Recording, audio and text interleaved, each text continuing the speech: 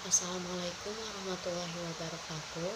Selamat pagi, selamat siang, selamat malam. Perkenalkan, nama saya Rofiatus Sifa dari kelas 11 MIPA 4. Kali ini saya akan membuat video tentang bab 3, yaitu Sistem Hukum dan Peradilan Indonesia.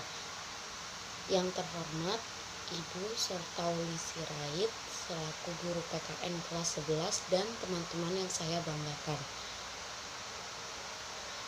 Yang pertama, saya akan menjelaskan pengertian hukum.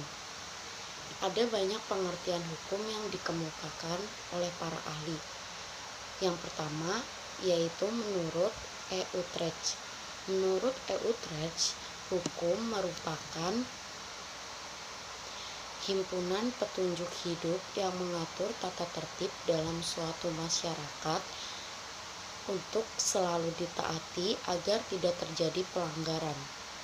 Yang kedua, menurut J.C.T. Simonangkir dan Winorjo Sastro Pranoto.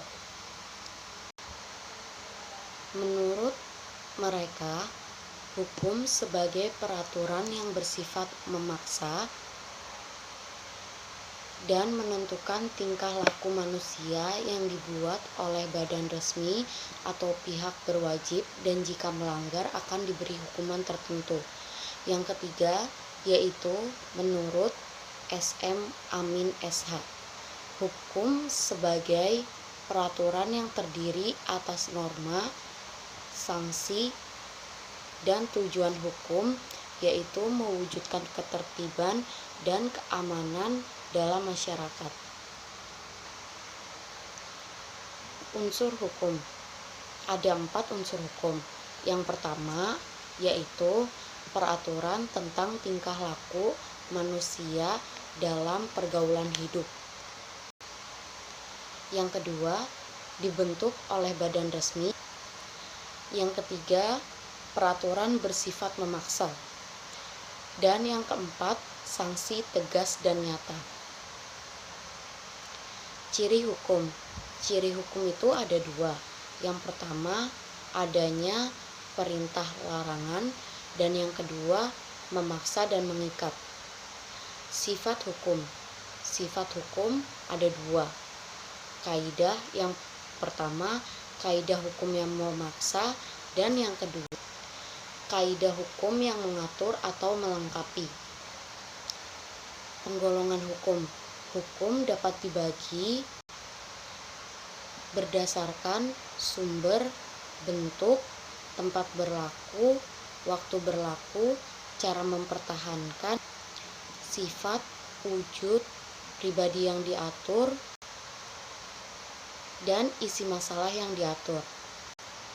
Yang pertama, menurut sumbernya, hukum terbagi atas hukum undang-undang, hukum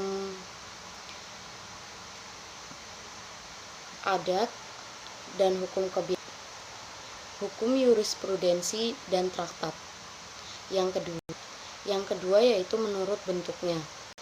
Hukum terbagi atas hukum tertulis dan hukum tidak tertulis.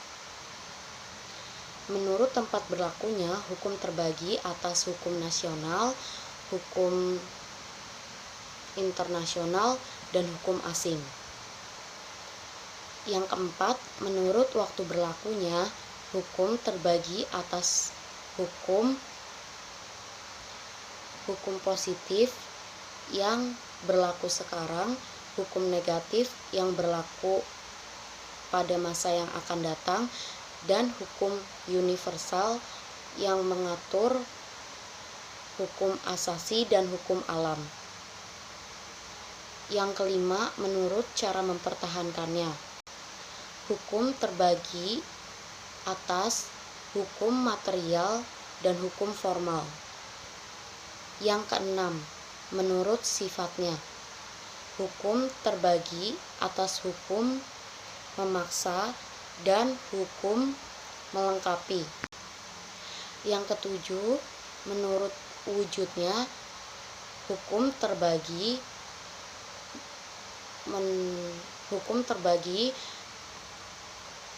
atas hukum objektif dan hukum subjektif. Dan yang ke-8 menurut pribadi yang mengaturnya. Hukum terbagi atas hukum satu golongan, hukum antar golongan, dan hukum semua golongan. Dan yang terakhir, yang ke-9, yaitu menurut isi masalah yang diaturnya.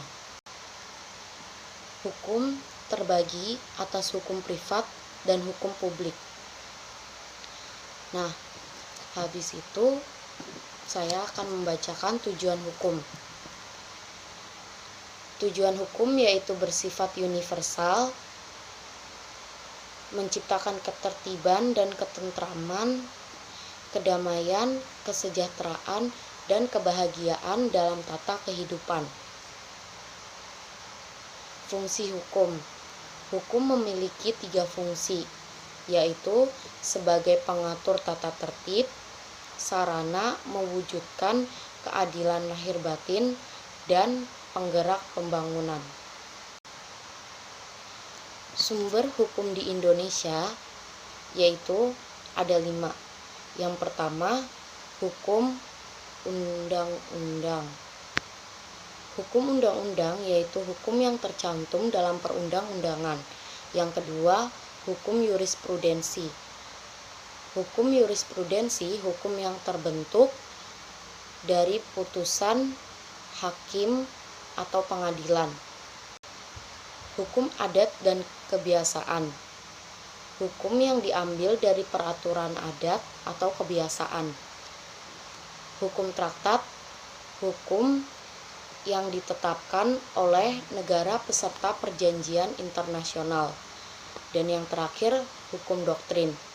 Hukum doktrin adalah hukum yang berasal dari pendapat para ahli. Materi yang kedua yaitu tentang sistem peradilan Indonesia. Pengertian dan tujuan sistem peradilan di Indonesia. Sistem peradilan di Indonesia adalah keseluruhan komponen peradilan Indonesia, pihak-pihak dalam proses peradilan maupun aspek-aspek yang bersifat prosedural yang saling terkait sehingga terwujud suatu keadilan hukum. Tujuannya mewujudkan keadilan hukum bila mana komponen sistem bersifat baik. Lembaga peradilan di Indonesia. 1. Pengadilan umum. Tugasnya yaitu memeriksa dan memutus perkara tingkat pertama dari segala perkara perdata dan pidana sipil untuk semua golongan penduduk. Yang kedua, pengadilan agama. Tugasnya memeriksa dan memutus perkara-perkara yang timbul di antara umat Islam. Yang ketiga, pengadilan militer, khusus mengadili bidang pidana bagi anggota TNI dan Polri dan yang dapat dipersamakan dengan TNI dan Polri. Yang keempat, pengadilan tata usaha negara. Tugasnya yaitu memeriksa dan memutus semua sengketa tata usaha negara. Adapun alat kelengkapan peradilan.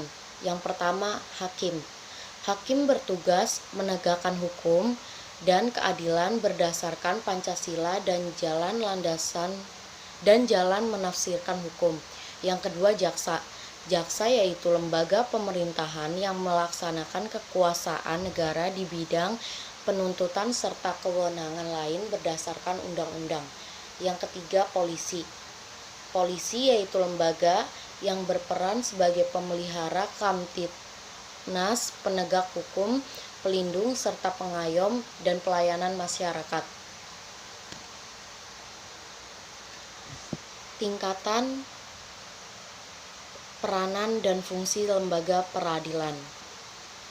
Yang pertama, pengadilan tingkat pertama atau pengadilan negeri dibentuk oleh Menteri Kehakiman dengan persetujuan Mahkamah Agung yang mempunyai kekuasaan hukum. Pengadilan meliputi satu kabupaten atau kota.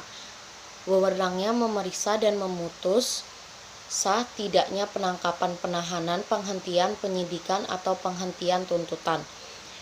Yang kedua, ganti kerugian atau rehabilitasi bagi seseorang yang perkaranya dihentikan pada tingkat penyidikan atau penuntutan. Yang kedua, pengadilan tingkat kedua atau pengadilan tinggi dibentuk dengan UU daerahnya meliputi satu provinsi. Fungsinya: 1. Pimpinan pengadilan negeri dalam daerahnya.